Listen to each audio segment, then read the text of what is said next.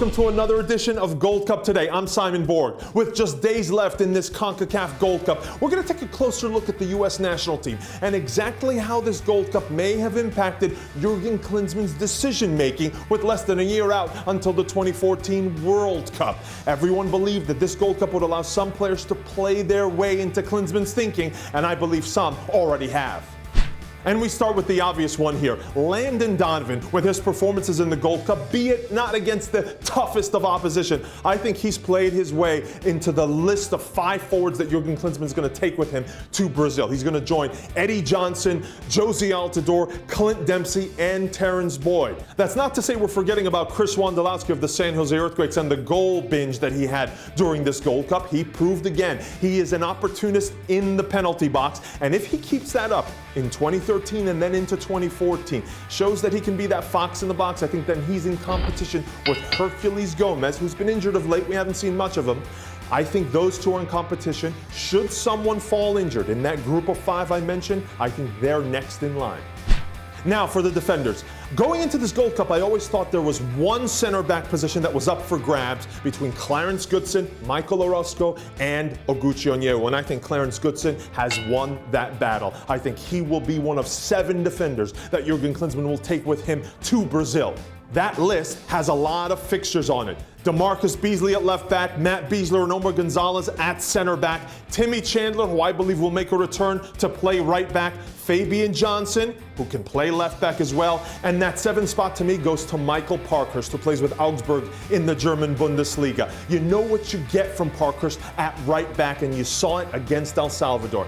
Decent yeoman's work going up into the attack, coming back and tracking back. I think he beats out Brad Evans of the Seattle Sounders, mainly because he can also play at center back, and in a World Cup you need as much versatility, and the U.S. doesn't have much of it in the back line, along the back line. As for Edgar Castillo, we saw some wonderful displays from him as an attacking fullback. Great attacking maneuvers, but defensively he had some misgivings, and in a World Cup you can't afford that, so I think he ends up staying home.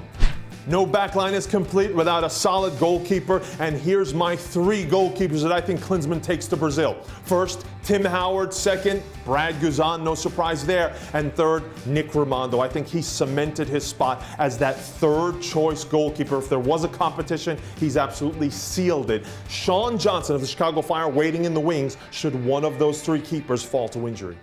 And now midfield, where I think we have the most interesting competition for spots. I see Klinsmann taking 8 midfielders with him to Brazil. There are several locks in that group. Michael Bradley, Jermaine Jones, Graham Zusi, Maurice Edu, and Jeff Cameron.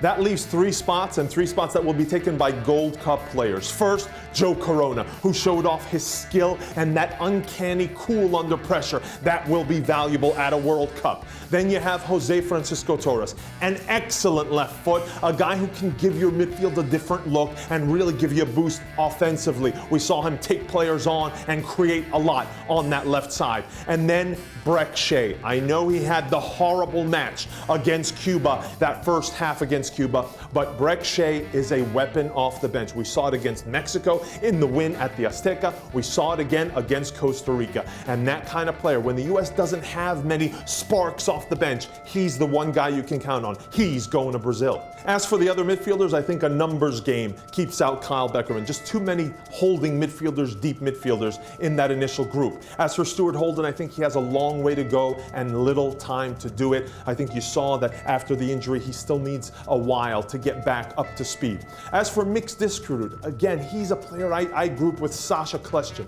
Nice player, can connect passes, but doesn't impact a game enough. If there's one midfielder on the outside looking in who I think has a chance at cracking that midfield group of 8, it's Danny Williams, who joins Reading United in England this year, and I think with a solid season, showing us that he's past his injuries of last year, and with the past that he has with the national team, several good performances, I think he could be the first called up if someone goes down to injury.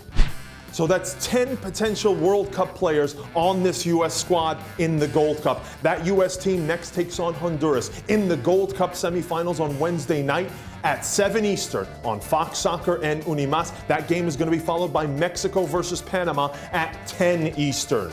That's all we have for Gold Cup today. Be sure to check out all the preview coverage from our team down on the ground in Dallas for what should be a memorable semifinal doubleheader at what looks like a sold-out Cowboys Stadium. We'll see you then.